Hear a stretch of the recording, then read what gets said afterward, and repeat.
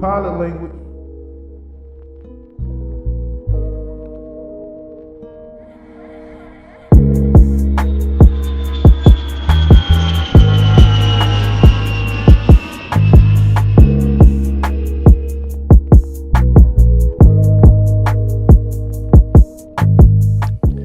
Peace and blessings. My name is Ra, and welcome to Pilot Language. Today I want to build upon something I seen not too long ago, and it kind of had me confused. I always knew about the story. I always understood, the demonstration that was going on in that, but I never understood the full picture. You know how you could see something, and your mind goes to already forming an opinion. Your mind already goes to understanding because you might have 100 things going on. So I'm seeing something on the news, and I'm seeing them talking about it, and I'm seeing certain people say certain things, and it brings laughter, it brings attention, but it still brings, okay, that's just what happened, because that's what the news said would happen. This happened in 2005. So we ain't got TikTok. We don't got Snapchat. We don't got all these type of things with people speaking online and people dropping heat. We don't got that yet. We in 05. It's kind of heavy now because people still going through that and they're still affected by that. I just got done finished watching the Katrina documentary. I saw the one on Disney, and now it's on Netflix. They have their own series too. Same people, same story, same trauma, same headache. And that's interesting because how can I go on Disney and look at it, and I can go on my regular Netflix, because I stay on Netflix, and look at it? You would think they would build some type of only me can have it competition, but I don't know. That's another story. Let me get back on topic. Like I said, I remember being in 05. I remember being a kid watching it, seeing it happen. Back then, I saw it on the news, but I didn't really get it. Because I didn't really have that full understanding, that knowledge that I have as an adult, and I had somebody who's really open to study and taking information. It's one thing for me to tell you I know everything. It's another thing for me to tell you that I listen. So now I'm on that type of time. I could kind of see things and process things and absorb things a little different. And what New Orleans did to them tax-paying people, them innocent people, them innocent children, them innocent family who didn't ask for none of this. These are the same people that's going to your bars. This is the same people downtown making sure they invest in all your restaurants. These are the same people going out, buying clothes, buying the merch, bringing other people to come down here, going to your schools. These are so many people that invest within the city. They invest within the growing population, and they get slapped in the face. The one time when they're the most vulnerable, the most time they're confused, they're scared, and they're panicking, it's the one time you turn your back. Let me pass out some bees, though. Let me make sure you come downtown and you get all this Louisiana hot. But when New Orleans drowned, where y'all at? What happened to them levees? What happened to that wall? Because this wasn't the first time that it was underwater. It's below sea level right now. It was below sea level in 2005. So we building levees, we building walls to protect us and guard us, because hurricane season is a real season. And we all know this because we've been down there for decades. Why would we cut the budget on that? Why would we go the cheap way with that? Hurricane season happens in New Orleans, Louisiana. It happens in Texas. It happens in both Carolinas. And it happens in Georgia. And we can't forget Florida. So we got it so point of time that people gear up for that. People do time sharing it. People do Airbnbs. They leave for that. Some people stay for that. So everybody knows the demonstration. How can we have something like Katrina happen?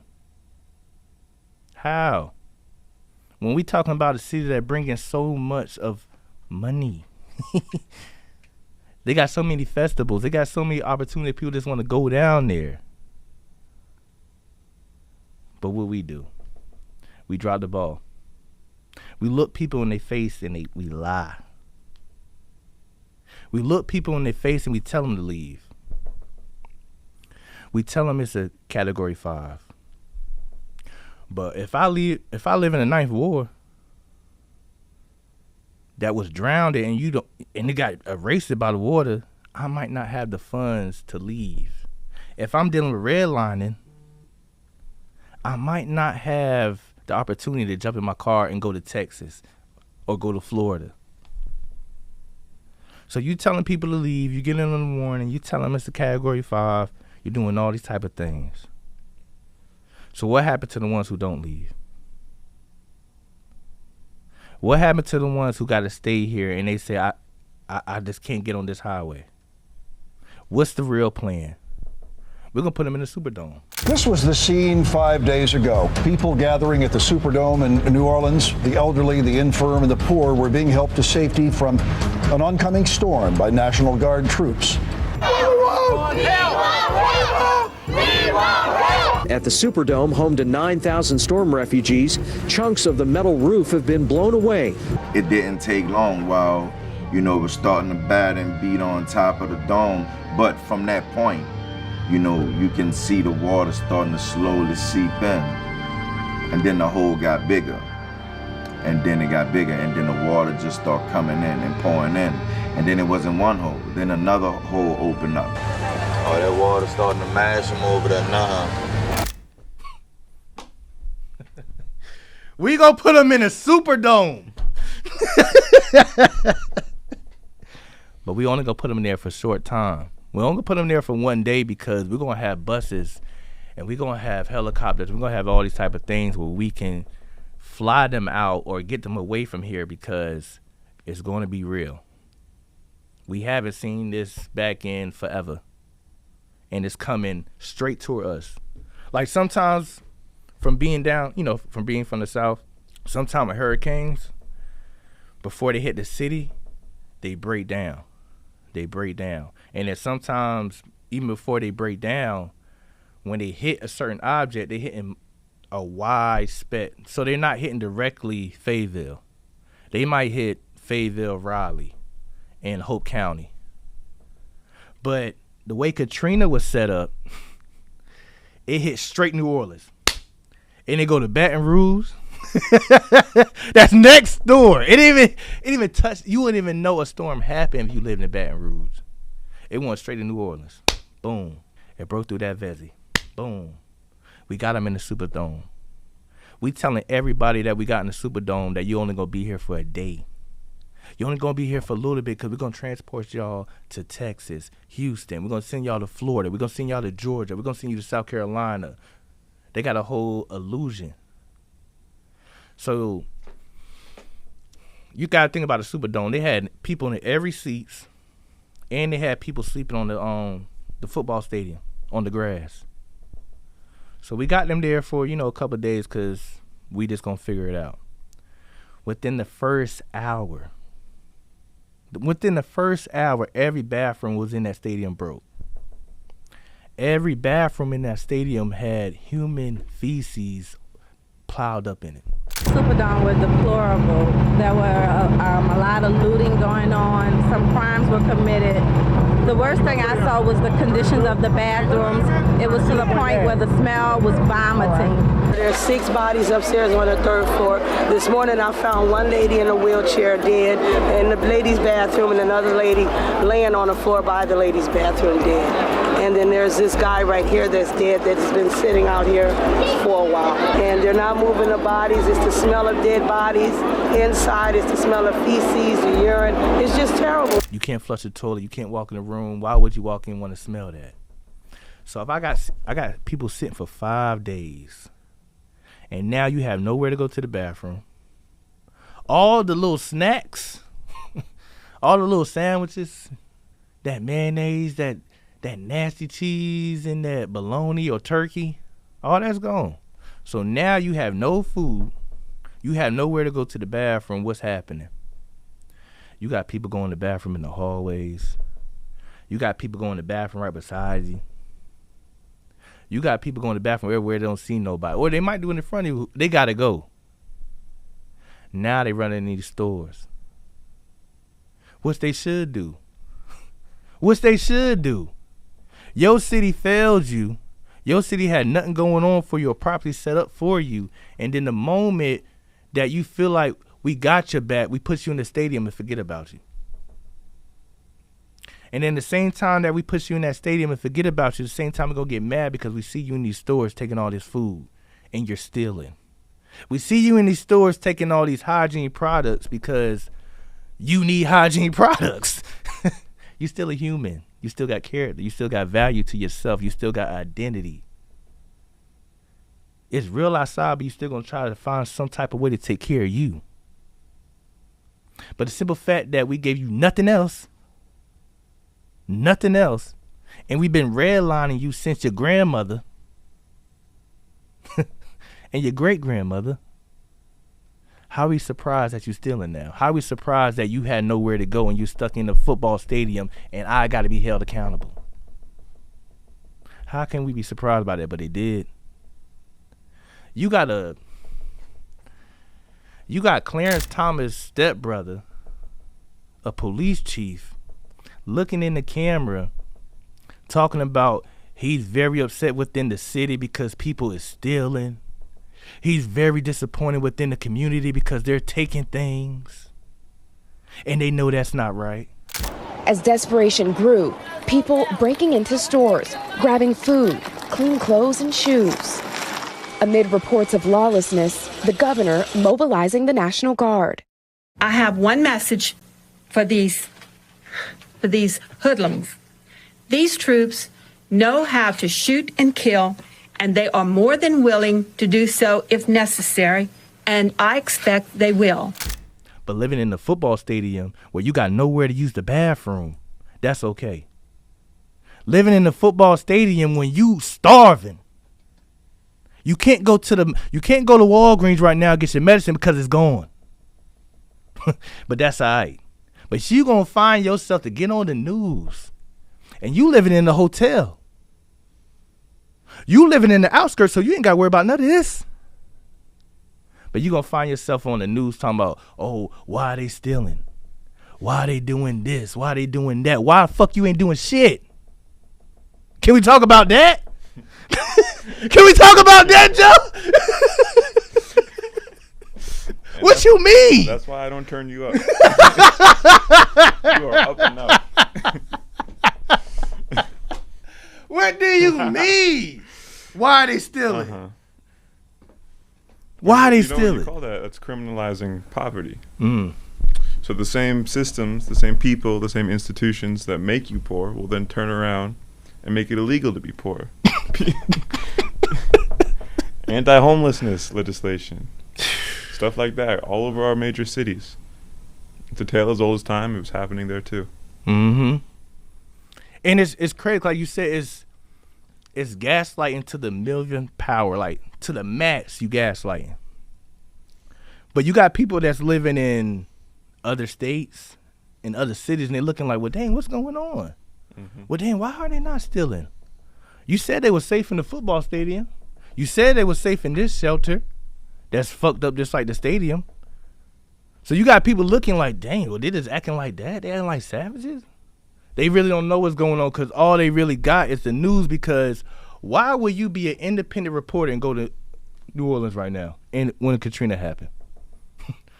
Why would you be an activist and find yourself swimming in water trying to get interviews? You're not going to do that. You're not going to do it. So you only relying on the news. You're only relying on what this mayor, because this mayor made sure before he closed his eyes, he was going to be on that news. He was going to be on that news saying something and trying to navigate something. The mayor, FEMA.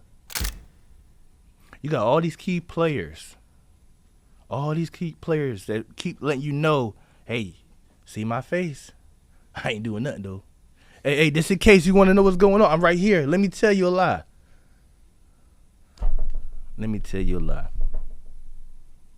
Kids is crying because they have nowhere to use the bathroom. They ran out of diapers, and I can't get milk. But you got me in the football stadium. And every time I'm asking you something, you tell me to talk to this officer. And then that officer tell me to talk to that officer. And then that officer tell me to talk to this person. And this person tell me he don't know. I'm getting played by the higher-ups. I'm getting played by my peers because I'm around people I don't even know. I'm around people that I don't feel comfortable with. And then when I see another so-called neighborhood heroes, that's what they say the police is. I don't get it. But they call them neighborhood heroes. When you see one of them, what they doing? They lying. And you trying to figure out why these communities in a ruckus. The FEMA director? FEMA supposed to be the person that's going to be frontline when things like this happen, and they supposed to come and rebuild and provide health benefits to support everybody until they get back on their feet.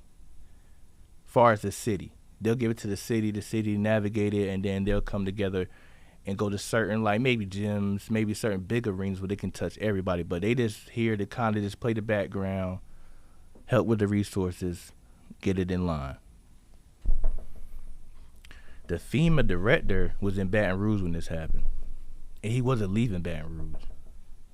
The FEMA director wasn't going down there because the police chief told him that people were stealing, people attacking officers, people shooting at planes. I done lost everything I had in my house. I done lost family members I can't find right now. Only thing I might own on me is my book bag and what's on my body. And you gonna look me in my face and tell me when I see an airplane that's coming down to save me, I'ma shoot at it? I'm on top of the roof waving my hands, my whole family. I'm going in and out of the Superdome. I'm going in and out of these shelters trying to make sure these planes see me. I'm making signs within people. But you get on the news and tell these people we shooting at planes. You tell these people we attacking officers, and that's not right because officers come to protect and serve, and that's not what we gonna do. So like you said, you made a personal war, and you might have did it on an accident. I don't know your intentions, and I don't want to know you. I seen you on a documentary, but I don't care to know you. I don't care to hear you past this. You a sucker. You a sucker because regardless of what you felt, what you thought, you should have had an understanding that, yo, we really dropped the ball on these people. But you still want to be, I'm the one who got it. I'm the man. I got the supreme understanding, and you saying all this nut shit. So now no airplanes want to come down from the chimneys or want to come down and save us because they don't want to get shot at. So now the buses that were supposed to come on the first day, the second day, and the third day, it's not going to come now because they looking at the news and they see that you saying that we going to get shot at. And guess where you at? Guess what your family at? They got the same suite that the mayor got, that the governor got, and they got the director of FEMA got. They all up in the hills. They all living good right now. They not worried about that. They're not worried about that. You got the mayor saying that he tried to help. He tried to do what's right. He tried to support the people. But if you attack the law, if you attack his officers, if you attack his people, how can you expect him to help? Because it's your job, dummy. How about that? How about because you signed up to do this? Nobody woke up and dialed your number and said you should be a mayor. No, you woke up, you nut, and said you want to be a mayor. Do your job. Do your job. And, spoiler alert, he got locked up later on behind some money laundering things. So you still couldn't get it right. You still couldn't get it right.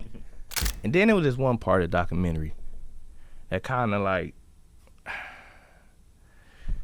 it kind of had me thinking like, What would possess your mind to say that? Or, like, what kind of feeling or core you got going on when you in that mode for you to even respond like that? A woman was saying that her house got flooded. Boom, her house got flooded. She went all the way to the roof. So she on top of the roof. She got all her family. She got her uncle was handicapped. So her uncle's handicapped. Her son got special needs, and it was like her mom, her aunt, and it was her. So they came and got them, and they came and got them. They chilling. They just trying to get somewhere. They're gonna take them to the Superdome. In the process of them taking to the Superdome, she's looking out and she see a baby floating. It was hard getting it out because I'm still processing, what I didn't tell y'all. I'm still processing that. Like, it's crazy how that dude told her that, but she's looking out and she see a baby. She said it looks like a newborn. It looks like a well-kept baby. The hair is nice. It looks groomed, but it ended up passing away. It's floating.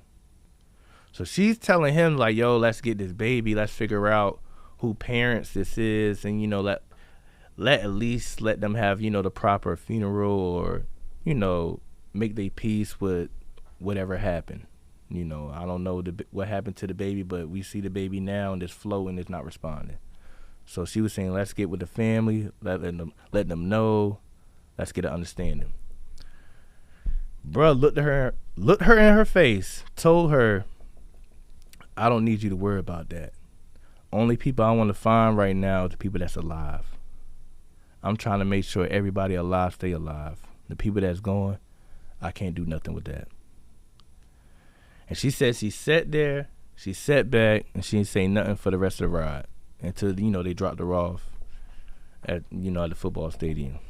But just hearing things like that, because I'm pretty sure, I don't know that man either, but I'm pretty sure he didn't wake up on that type of time. I'm pretty sure that's not like one of his go-to moves to say or respond like that. But just imagine where you got the community. You got people who live in that city stepping up before the police step up, before FEMA step up, before these government officials step up. Now, true indeed, it was people on FEMA that was hitting up the director, because the director made the last call. So it was people, when I seen the documentary, that worked at FEMA, and they was sticking up for what was going on.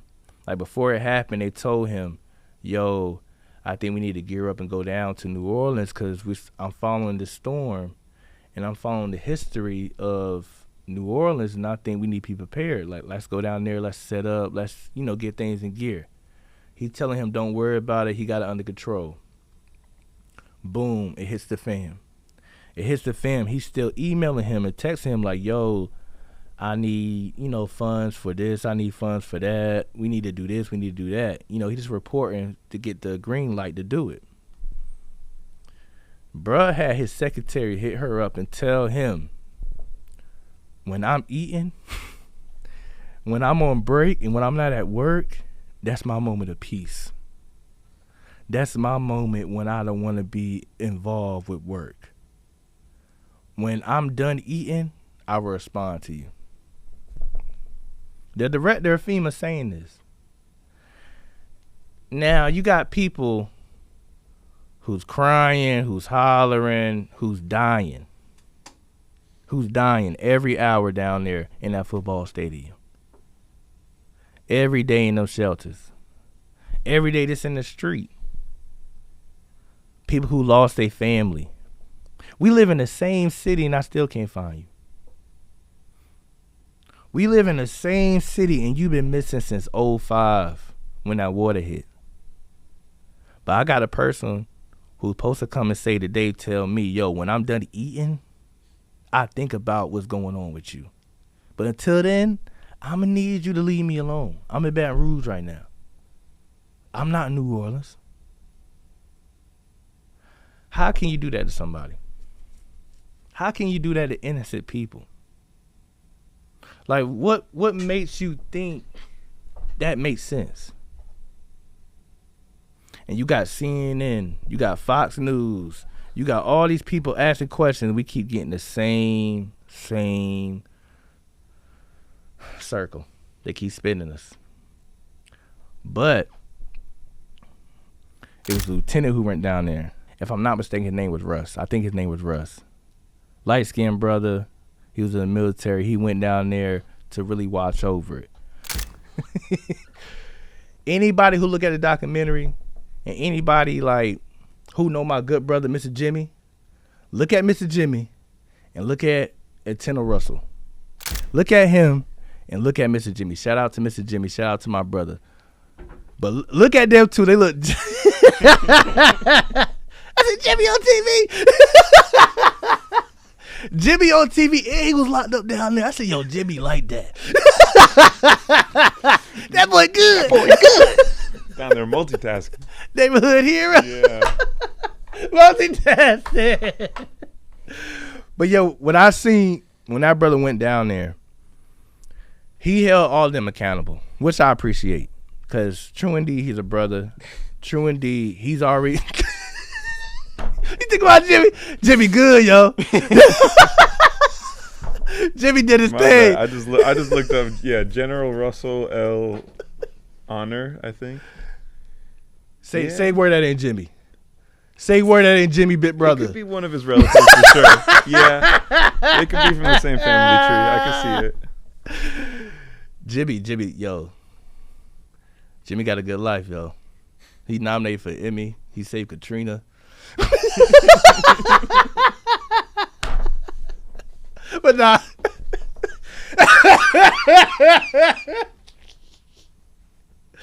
Let me highlight my brother Russell though. So Russell, aka Big Jimmy, went down there, seen what was going on, and seeing how the people was getting told one thing and the officers think one thing. So he was kind of like the person in the middle. He'll talk to the people, he'll talk to the officers, he'll hold both of them accountable. He'll tell them something, he'll do that. He'll tell them like, yo, I'm gonna bring the news down here, y'all can talk to him. He'll tell them like, yo, I'm gonna try to bring some type of way we could bring more food. And he always did that. Always did that. He got to the point where he even called out Bush. Even called out Bush about it. Because they showed in the documentary that Bush came, but he only stayed in that helicopter. And he took off. And like I said, I was a child, but I remember when that happened, I didn't really hear too much from Bush about that. I think he might have said he was praying for them. Or, let's pray for New Orleans, but outside of that, only hope we had was my brother Russell. Only leadership, only, somebody being authentic, somebody being in that moment and, planning the next move, my brother Russell. My brother Russell, he came through there and he really, by himself, got it to the point where buses started coming. Airplanes knew that they can come down there and pick up people. Because he'll call in for an airplane to come. He'll call in for a bus to come, and they'll tell him like, yo, no disrespect, but I don't want to come down there because I heard he clearing it. Police used to walk around the football stadium, around these stores where people were so-called, quote-unquote, stealing with guns. When Russell came down there, he told, yo, put them guns away. Put them guns away. You're not dealing with a threat. You're dealing with your brothers and your sisters. You're dealing with your community. The mayor ain't do that. The governor ain't do that. Clarence Thomas' little brother, the police chief, he ain't do that. Only thing they did was the spotlight. The spotlight. Anytime that camera came in their face, they just want to say anything. They just want to say anything. True indeed, the levees wasn't right. True indeed, New Orleans is sea level. But them people that's in them chairs and the people that get them dollars and the people that campaign, you gotta move them knuckles. You gotta move them feet. Hurricane Katrina wasn't just a natural disaster. It was a man-made failure. A collapse of leadership, responsibilities, and basic human rights. This is human rights. It's human rights. You pay me my paycheck. At least I can do is make sure you got somewhere you can eat and sleep. The only thing I could do is make sure you just leave and let me get things right and bring you back in tax and you still gonna pay. I mean, that's what most of them do. You couldn't do that. You just left it from dead. And some people still feel that today. And it's crazy because me and Joe was talking about it earlier. Bush had 9/11 and Bush had Katrina. He had a headache. He had a headache where he became popular and the hero with 9/11. But he dropped. When Kanye West told that man and me on camera that Bush don't care about black people.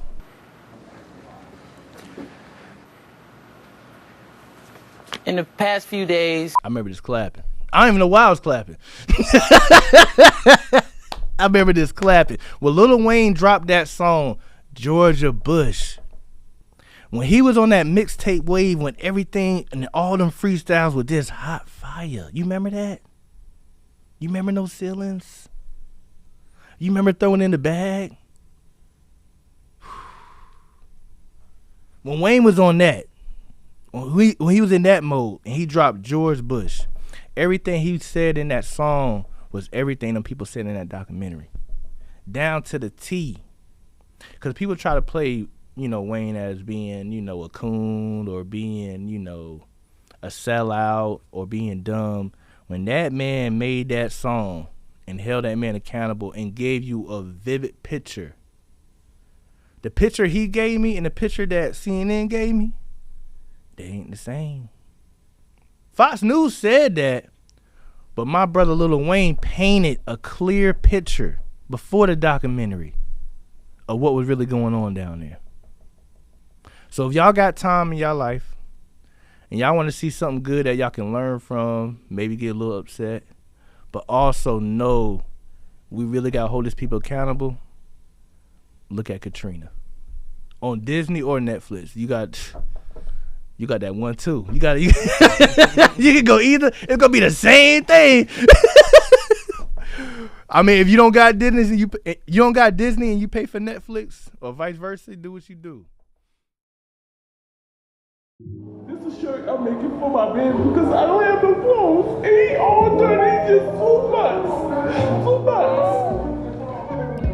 And one thing about the weather is you really never know how it's going to turn. We have people who study it, who make guesses. But at the end of the day, it's just that, a guess. You could be wrong, you could be right, you could get blamed and praised in the same week and still keep your job. Their stories remind me of the power of rebuilding. Not just rebuilding a city or a community, but rebuilding character. Rebuilding the spirit. Imagine losing everything to a storm that leaves nothing behind. And then being labeled a refugee in your own country. That hits hard in a way that words can barely describe. But here's the thing. When you're in a situation like that, when the only answer is to keep your head above water, you learn there's only one direction to go, and that's forward. It makes me reflect on my own moments of silence. Hours sitting still, replaying my failures, replaying my mistakes, waiting for the news from my lawyer that you're going home, waiting for my door to pop, waiting to escape that cage when I was locked up. And in those moments, one thing I held on to was patience, trusting the process, believing that no matter how heavy the storm, I could navigate through it. That's what I like to think about the Katrina victims. That self-empowerment. The understanding that, yes, support may come, but at the end of the day, I have to be the one that saved myself. I have to be the one to bring myself peace, to guide myself through the blues, to study my own energy so I can fix it for the better. Because the truth is, and we all know this, we can't always depend on the government, the news, or the police. But there's always one person who we can depend on. The person we see in the mirror. The one who listens when we talk. The one who thinks when we reflect. Who can put us in a better position when we choose to do the work. And that's what Katrina reminded me of. No matter what storm hits, we must stay mindful of doing right by self. That's the foundation of survival. And that's the foundation of rebuilding. So when you got time and you want to be motivated about that self-empowerment, you want to type into a level where you see people go through many seasons, but they come out to a point where they get in the bag and they're highlighting the weak-minded FEMA. Tap into Netflix and look at Katrina. My name Ra. Shout out to my brother Joe. Joe, when Joe in the cut, you got a good episode. When Joe in the cut, you got a good episode. Peace. And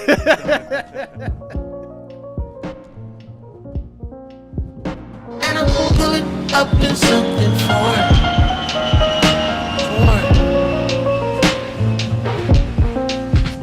Yeah, I'm pulling up in something for it.